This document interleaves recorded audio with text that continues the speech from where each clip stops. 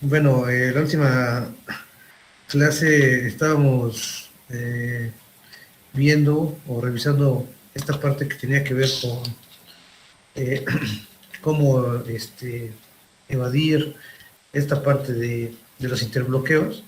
Eh, Básicamente estábamos hablando de este algoritmo del banquero, que pues lo que hacía era pues determinar en algún momento si después de eh, cierta asignación de recursos, vamos a decirlo así, pues el programa o lo que estemos trabajando pues va a estar en un estado seguro.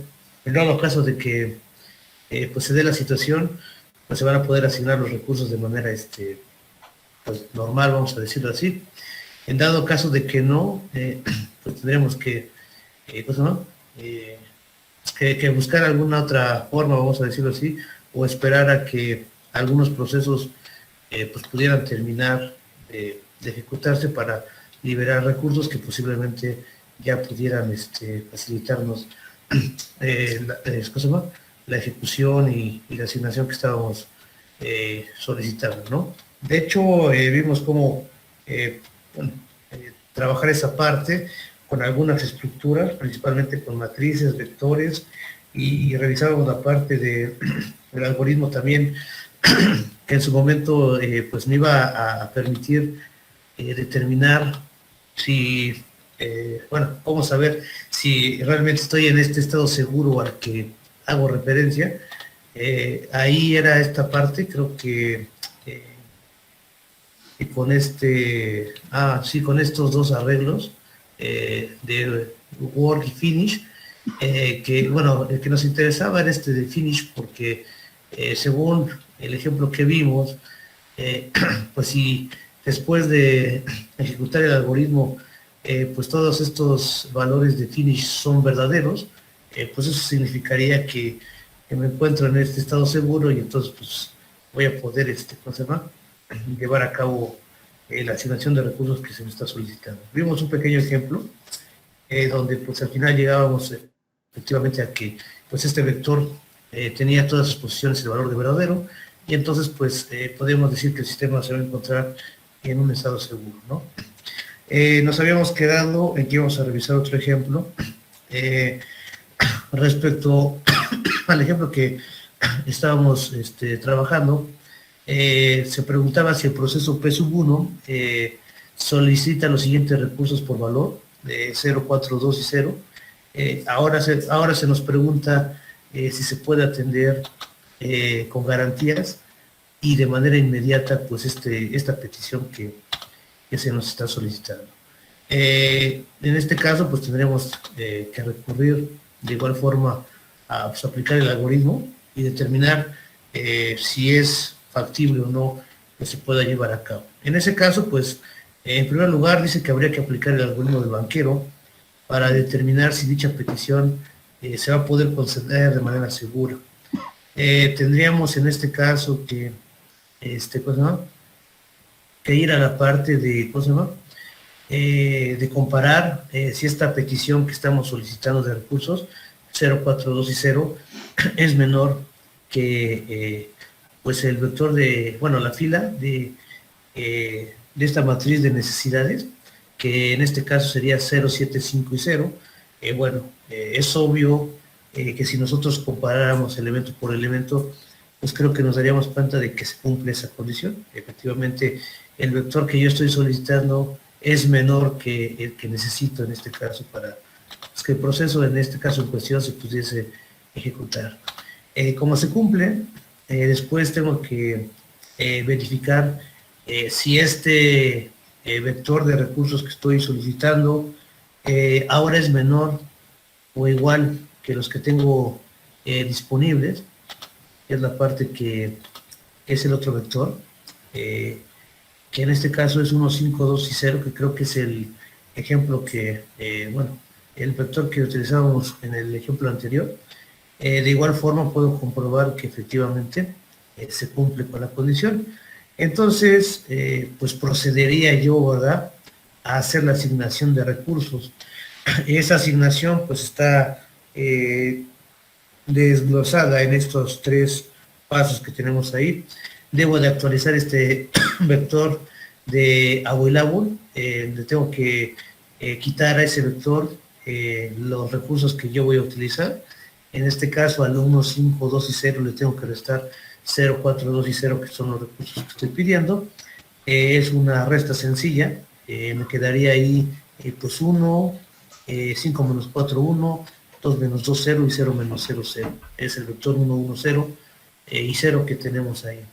Después tenía que actualizar también esta fila de la matriz allocation, la fila 1, pues tengo que tomar la fila 1 y sumarle el request, que son los recursos que ya utilizamos. Ahí pues sumaríamos y me quedaría 1, 4, 2 y 0, después de hacer la operación pertinente. Y también tengo que actualizar esta fila de la matriz need. Ahí pues tomo la fila correspondiente, que es la 1, y le quito pues, los recursos que estoy utilizando. Es decir, que a 0, 7, 5 y 0 le tengo que restar 0, 4, 2 y 0. Ahí me quedaría 0, luego creo que 3, otros 3 y 0 en este caso. Y finalmente, pues tendríamos que comprobar si después de hacer esta asignación, pues voy a estar en el estado seguro. Sería el último paso que nos faltaría, por así decirlo. Y en primer lugar, pues vamos a hacer uso de los vectores work, en este caso, que ahora se le asigna el vector de available, pero como se actualizó en esta parte, que es el paso 3, por eso a work se le asigna ese vector 1, 1, 0. Finish, pues igual que en el caso anterior, se inicializa todo a falso y pues tenemos que calcular la densidad de cada uno de los procesos. Eso recordar que se hace haciendo esta resta de max menos allocation. En este caso pues ambos son matrices y pues tenemos que hacer la resta pues fila por fila como lo hicimos en el ejemplo anterior, de tal manera que creo que pues después de hacer las necesidades de cada uno, pues la necesidad del proceso 0 son puros ceros. La del 1 es 033, que se modificó aquí, en este paso de la asignación de recursos. Y los otros, el NID de 2, NID de 3 y NID de 4, no sé si sean los mismos que en el ejemplo anterior cuando los calculamos. Habría que corroborarlos, pero bueno, tenemos ahí sus respectivas necesidades. Y luego, pues, tendremos que analizar el estado de estos distintos procesos que tenemos aquí, ¿no? Igual, ver si puedo encontrar un vector que sea menor o igual que 0, y además que, que satisfaga que el need de i sea menor que el work, y además que finish de i sea igual a falso. Lo hacemos para el proceso 0. El vector de necesidad es 0, 0, 0, 0, el work es 1, 1, 0, 0, se cumple esa parte y además también se cumple que el finish de 0 es falso por la asignación que hicimos en el paso anterior. Y entonces pues a work le asigno lo que tenga más, en este caso este 0, 0, 1, 2, creo que es de la matriz de allocation, si mal no recuerdo, y pues al hacer la suma me quedaría 1, 1, 1 y 2, es el vector que tengo ahí, y tengo que modificar el valor de finish de 0, de falso a verdadero, que es la parte que está ahí. Luego, el 1, pues ahí no cumple que el vector de necesidades 1 sea mayor sea menor que work, en este caso es mayor, entonces pues no tengo que hacer nada, me paso al siguiente proceso, que es el proceso 2. Ahí sí se cumple que el vector de necesidades del proceso 2 es menor o igual que el work, y además también se cumple que finish de 2 es igual a falso. Se reasigna la parte del work, en este caso se suman estos dos vectores y me da como resultado 2, 4, 6 y 6, y se modifica finish de 2 al valor de verdadero. Luego ahí regreso al 1, que no se había podido cumplir porque no se cumplía la condición. Sin embargo, después de esta operación parece ser que sí, ya se cumple que el vector de necesidades del proceso 1 es menor o igual que work, y también se cumple que finish de 1 es igual a falso. Pues se reasigna el valor del vector work y se cambia el valor del estado de finish de 1 a verdadero. Luego vamos con el proceso 3.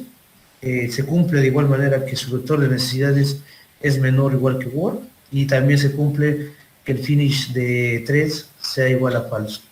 Se recalcula el vector de work y se cambia el valor a verdadero. Y finalmente el proceso 4, pues también se cumple que el vector de necesidades es menor o igual que work, y también se cumple que el finish de 4 es igual a falso. Se reasigna el valor de work, el vector de work, quedando en 3, 14, 12 y 12, y el finish se cambia de falso a verdadero. De igual forma, pues ahí terminaría de aplicarse ese algoritmo, y como podemos observar, pues el valor de finish, pues después de hacer todo el proceso, pues llega a que todos son verdaderos. Entonces, según la teoría y según el algoritmo, pues estaría en un estado seguro, lo cual quiere decir que entonces, pues sí se puede afirmar que el sistema sí se va a encontrar en un estado seguro, y se va a poder llevar a cabo la asignación de recursos de manera inmediata, en este caso, al proceso P1, que era lo que pues estaba preguntando en este caso. Y de esa forma, pues ya pudimos corroborar con ese algoritmo del banquero y el algoritmo para verificar si está en un estado seguro, si se puede o no atender la petición que se estaba planteando en este caso. ¿Vale? Bueno, no es que siempre que tenga una petición se va a poder hacer. Aquí en el ejemplo, pues, fue un ejemplo donde sí se puede satisfacer la petición, pero podría haber sido, no sé, que si le muevo algún valor, algún recurso, vamos a decirlo así, posiblemente ya no me encuentre en un estado seguro y no pueda atender la solicitud que se está planteando, ¿no? Pero bueno, ahí tenemos el ejemplo, y en este caso, pues sí, puedo atender esa petición sin mayor dificultad. Y entonces, pues es ahí donde está la otra parte. Ahora es evadir los interbloqueos, pero bueno, como venimos comentándolo, pues la realidad es que requiero de bastantes matrices, al menos 3 y un vector para poder iniciar con todo esto, y después necesito el uso de otros 2 vectores para comprobar si voy a estar en un estado seguro o no, como es como lo pudimos observar en los ejemplos que estábamos revisando. En esta parte, no sé si tengan alguna pregunta o alguna duda o algún comentario que quieran hacer en esta parte. Dudas, preguntas o algún tipo de comentario, o vamos claros hasta el momento en esa parte. ¿No tiene ninguna pregunta hasta ahí? Vamos, claro, profe. Sí, yo bien. Bueno, entonces ahí tenemos la parte de, Josema, de evadir estas cuestiones, ¿no?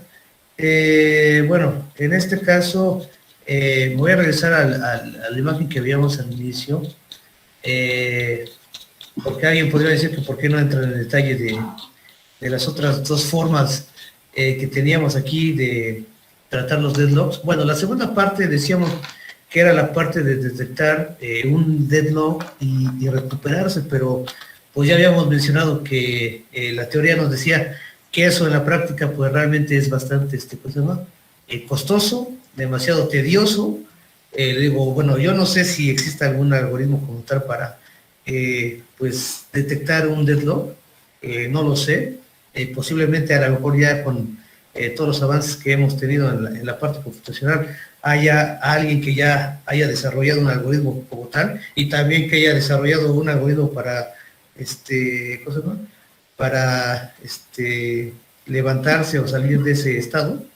Pero bueno, hasta donde yo sé, no. Entonces, es por eso que ya no se entra mucho en detalle en esa parte. ¿Por qué? Porque realmente en la práctica pues es muy complicado de poder llevarse a cabo. Y la última opción, pues ya habíamos dicho en su momento que pues, simplemente es la parte de ignorarlo, que es la situación más cómoda, vamos a decirlo así.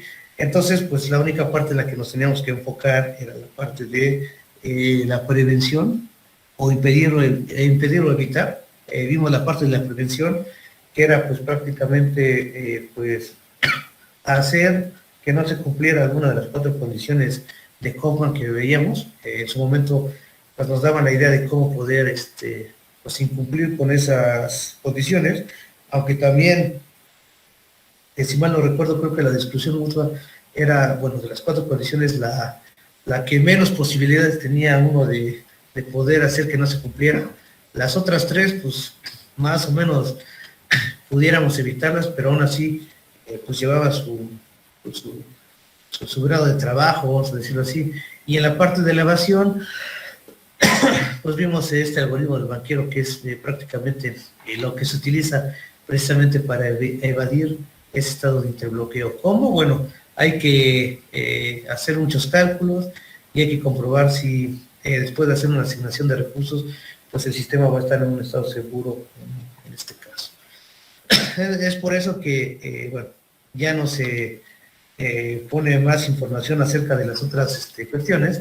Sin embargo, perdón, vamos a comentar también de manera general que esta parte de la programación concurrente pues tiene una estrecha relación con la parte de los sistemas de tiempo real. En este momento no recuerdo, pero quiero suponer que dentro de su currícula creo que también deben llevar una materia, no sé si se llama así, sistemas de tiempo real, no lo recuerdo. No sé si alguien de ustedes me pudiera sacar de la duda y decirme si es que dentro de su plan curricular pues hay alguna materia que hable acerca de los sistemas de tiempo real. Me parece que debería haberlo, pero bueno, no lo sé. Entonces, bueno, aquí solamente vamos a comentar algunos aspectos del tiempo real, porque pues tiene relación con esta parte de la concurrencia que nosotros estamos manejando.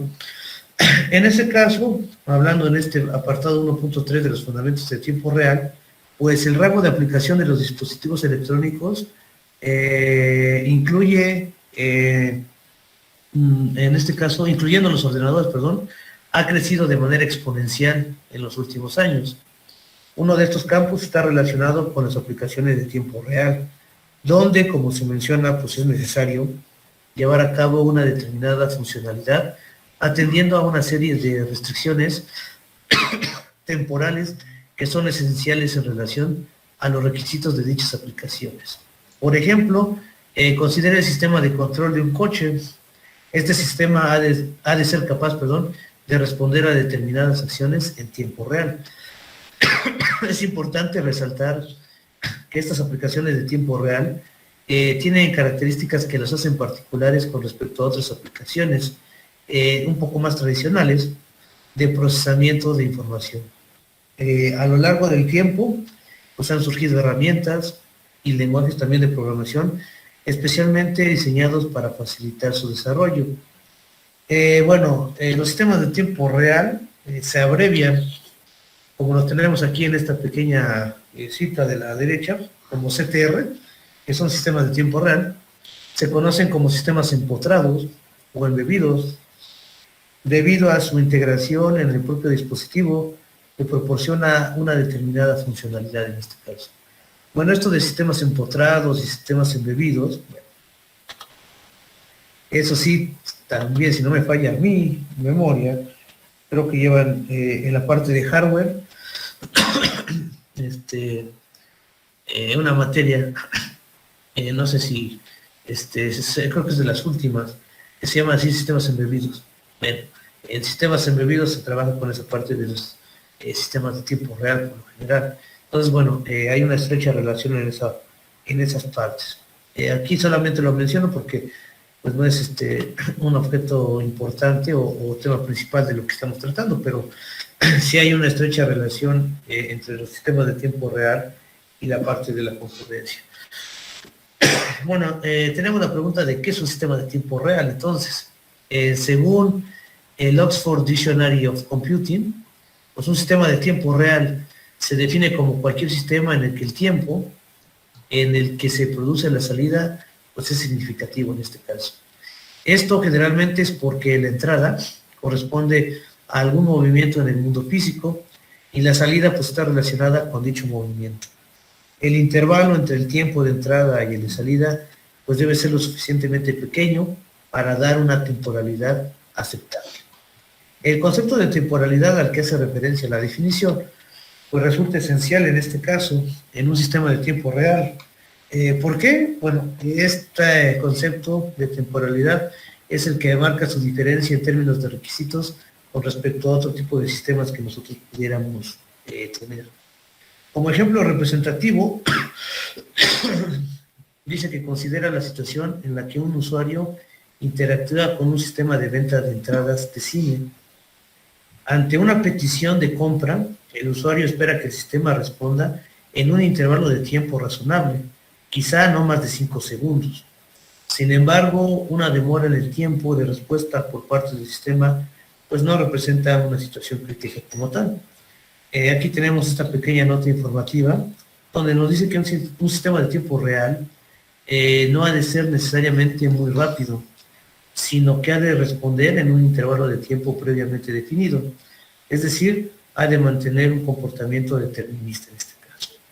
Por el contrario, considere el sistema de airbag de un coche o las bolsas de aire, el cual está controlado por un microprocesador. Ante una situación de emergencia, como por ejemplo un choque con otro vehículo, pues el sistema ha de garantizar una respuesta en un intervalo de tiempo acotado y perfectamente definido con el objeto de garantizar una respuesta adecuada del sistema de seguridad. Este sí es un ejemplo representativo de un sistema de tiempo real. Bueno, aunado en esa parte, pues cabe mencionar que efectivamente, ¿verdad? En la actualidad, pues la mayoría de los vehículos pues cuentan con este sistema de bolsas de aire. Efectivamente, no soy experto en esa parte, pero se supone que pues, debe tenerse como un sensor o algún dispositivo que las controla y que en el momento del impacto pues se tiene que activar. ¿Para qué? Para desplegar estas bolsas de aire y evitar que pues, el piloto o el copiloto, no sé si también tenga este sistema, desconozco, pero bueno, que las personas que van conduciendo al menos no salgan tan afectadas, ¿no? Es decir, para amortiguar el impacto y los efectos de choque, ¿no? Imagínense que, ¿cómo se llama? Que por azares del destino, nosotros pues vamos en nuestro carro, felices de la vida, campantemente hacia nuestra casa, hacia el trabajo o hacia algún otro lugar que a ustedes se les ocurra. Y que yo sé que pues mi auto tiene este sistema y que por alguna extraña razón pues tengo un incidente. Pero supongamos que también por alguna extraña razón pues el sistema no responde como debería. Hablaríamos de que las consecuencias, dependiendo obviamente de la fuerza, el impacto del choque, pues podría ser desde algo leve hasta algo pues ya que no tenga remedio, ¿no? Es decir, hasta la muerte del conductor, ¿no? En ese caso, pues uno está confiado de que el sistema pues debe reaccionar, pero vamos a decirlo así, pudiese darse el caso de que no sea la situación y pues tener consecuencias un poco más graves, ¿no? Y fuertes en ese caso. Entonces, ahí, como se menciona, pues sí, necesitamos ser precisos y pues que el sistema te responda en un periodo razonable de tiempo, ¿no? Ahora, este concepto también de las casas inteligentes, que creo que en Estados Unidos y Europa se manejan, pues ahora todo lo manejan con sensores. La luz, por ejemplo, puede ser un sensor de, ¿cómo se llama?, de voz, o un sensor, como se llama de ahí, de luminosidad, y cuando detecta que ya casi no hay luz, pues entonces se tiene que activar, ¿verdad?, para pues encender la luz y que, ¿cómo se llama?, pues tengamos las luces pertinentes, ¿no? En ese caso. También todos los dispositivos, no sé, como una bomba de agua, por ejemplo, pues también ahora, bueno, se me fue la palabra, bueno, le voy a decir suburbios, pero todas las casas modernas, pues ahora, ¿cómo se llama? Pues tienen este sistema, ¿no? De que cada vez que ustedes activan o abren una llave, pues hay algo que le indica ¿cómo se llama? A la tubería que pues tiene que abrir y dejar pasar el agua, ¿no? Y cuando le cierran, pues se cierra, ¿no? Ya todo se ha modernizado, pero también serían ejemplos donde pues podríamos hablar de esta parte del tiempo real, es decir, yo necesito cosa, ¿no? Controlar pues no puedo esperar un tiempo exagerado, vamos a decirlo así, debe ser lo más rápido que se pueda, ¿no? Quizá haya otros ejemplos, pero bueno, son los que en este momento a mí se me vienen a la mente, ¿no? Las estaciones meteorológicas que se dedican a monitorear que la humedad, la presión del aire, la humedad y todo eso, pues por lo general utilizan sensores y también tiene que ser pues, ¿no? un espacio en tiempo real. ¿Por qué? Porque tienen que detectar esos, pues, ¿no? esos datos, los procesan, ¿verdad? Y ya de alguna u otra forma, pues ya en ese momento sacan sus estadísticas y ya pueden saber cuál es una cosa y qué no, ¿no? Entonces, bueno, sería otro ejemplo donde nosotros podemos hablar de esta parte de los sistemas de tiempo real. Bueno, desde el punto de vista del diseño, los sistemas de tiempo real, podemos clasificarlos en estrictos, que le llaman hard, y no estrictos, que son soft, dependiendo si es absolutamente necesario que la respuesta se produzca antes de un tiempo límite, lo que se conoce como un deadline, especificado o no, respectivamente. En el caso de los sistemas de tiempo real no estrictos, el tiempo de respuesta sigue siendo muy importante, pero el sistema garantiza su funcionamiento incluso cuando este tiempo límite se incumple ocasionalmente. Tradicionalmente, como se menciona, los sistemas de tiempo real se han utilizado para el control de procesos, la fabricación y la comunicación. No obstante, este tipo de sistemas también se utilizan en un contexto más general, sobre todo con el objetivo de proporcionar una monitorización continua de un determinado entorno físico. En el diseño y desarrollo de sistemas de tiempo real son esenciales aspectos relacionados con la programación concurrente, la planificación en tiempo real y la fiabilidad y la tolerancia a fallos. Estos aspectos pues serán cubiertos en capítulos sucesivos en este caso. Pero bueno, aquí está la parte donde les decía que pues de manera implícita esta parte que nosotros estamos revisando de la programación concurrente, pues en algunos aspectos va a estar ligada con la parte de ¿cómo se llama? De los sistemas de tiempo real, ¿no? Si hablamos de comunicaciones, al menos en la parte de la arquitectura distribuida, más adelante ustedes van a llevar su materia de programación distribuida, pues esa arquitectura cliente-servidor podría, sobre todo, implementarse cuando tenemos un servidor y varios clientes, pues hacer uso de los hilos para que por cada conexión del cliente pues tenga un hilo particular que es el que se va a ocupar para llevar a cabo la comunicación entre el servidor y ese cliente. De hecho, pues así se maneja en algunas cuestiones, e inclusive también pudiera tener yo varios servidores y múltiples clientes, y entonces pues tengo que garantizar de alguna forma que tener un espacio que sea exclusivo para la comunicación entre el servidor y el cliente en particular.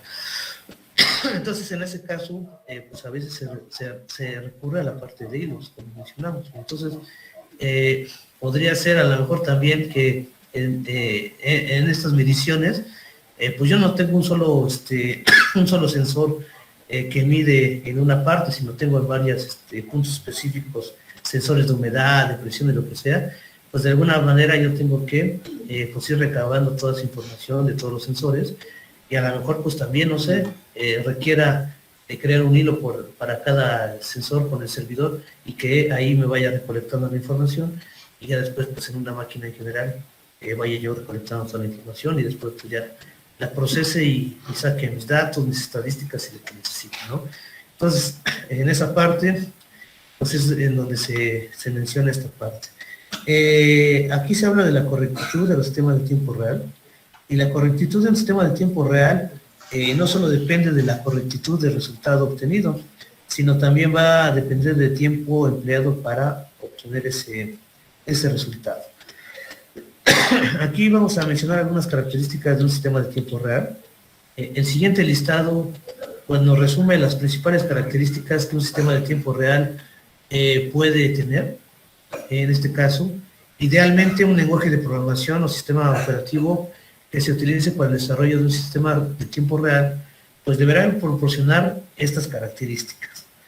Una de las características que deberían tener es la complejidad. Esta está en términos del tamaño o el número de líneas de código fuente y en términos de variedad de respuesta a eventos del mundo real. Esta característica está relacionada con la mantenibilidad del código principalmente. Otra característica que deberían tener los sistemas de tiempo real es el tratamiento de números reales. Esto debido a la precisión necesaria en ámbitos de aplicación tradicionales de los sistemas de tiempo real, como por ejemplo los sistemas de control. La fiabilidad y la seguridad en términos de robustez del software desarrollado y en la utilización de mecanismos o esquemas que la garanticen. El concepto de certificación cobra especial relevancia en el ámbito de la fiabilidad como solución estándar que permite garantizar la robustez de un determinado sistema. La parte de la concurrencia es una de las características, sobre todo debido a la necesidad real de tratar con eventos que ocurren de manera paralela en el mundo real. En este contexto, pues existen lenguajes de programación como ADA, que proporciona un soporte nativo a la concurrencia. Obviamente tiene que tener la funcionalidad de tiempo real, debido a la necesidad de trabajar con elementos temporales a la hora de construir un sistema de tiempo real, así como de establecer las acciones a realizar ante el incumplimiento de un requisito temporal. También tiene que tener interacción con el hardware, es una parte importante, ya que la propia naturaleza de un sistema empotrado requiere la interacción con dispositivos de hardware. Y finalmente, pues la última característica que debería tener es la parte de eficiencia, debido a que la implementación de, por ejemplo, un sistema crítico ha de ser más eficiente que en otro tipo de sistemas. Y específicamente en el capítulo 5 de este libro que estamos revisando, pues dice que se cubrirán más aspectos de los sistemas de tiempo real. En concreto, se abordará el tema de la planificación en sistemas de tiempo real y se discutirán pues distintos métodos para realizar el cálculo del tiempo de respuestas. Este cálculo, como se menciona, es esencial para determinar en algún momento si un sistema de tiempo real es planificable, es decir, si las distintas tareas que lo componen son capaces de garantizar una respuesta antes de un determinado tiempo límite o el deadline que nosotros estamos mencionando. Entonces, pues ahí, dentro de las características que se tienen que tener en un sistema de tiempo real, fíjense que pues aparece de manera detallada una parte de la concurrencia que nosotros estamos revisando. Entonces, bueno, es por eso que aquí el autor lo menciona. Nosotros también lo estamos mencionando nada más de manera general porque, pues les digo, la materia no es sistema de tiempo real como tal. Ya en su momento, cuando ustedes tengan que trabajar con ese tipo de sistemas, pues ya sabrán que a lo mejor van a tener que utilizar esta parte de la concurrencia para pues, poder implementar su sistema, ¿no? Obviamente la interacción con el hardware pues también es importante, como se mencionaba, la eficiencia, como se menciona, y algunos otros aspectos que pues deberían tener en cuenta para crear su sistema de tiempo real, ¿no? Esta parte de las herramientas para sistemas de tiempo real, ya ahorita no la voy a mencionar, esa la voy a dejar para el día de mañana. El día de mañana ya comentamos esa parte de qué herramientas pues podríamos utilizar para esta parte de los sistemas de tiempo real, pero les digo, es de igual manera general, porque pues no es el tema principal de nuestra materia, ¿no? Sin embargo, bueno, ya nos pudimos dar cuenta de que, pues sí, forma parte, aunque sea pequeña, de esa situación de los sistemas de tiempo real, ¿no? Entonces, no sé si hasta aquí tengan alguna pregunta o alguna duda, algún comentario o, o duda, o todo claro hasta ahí. Todo claro. Bueno, pues, pues yo creo que aquí le voy a dejar hoy. Ya mañana les digo, seguimos revisando esta parte. Si ya no hay más preguntas, pues entonces, pues ya nos veríamos el día de mañana, ¿no? Que tengan una buena noche y pues ya nos vemos mañana para seguir revisando algunas otras cosas. ¿Vale?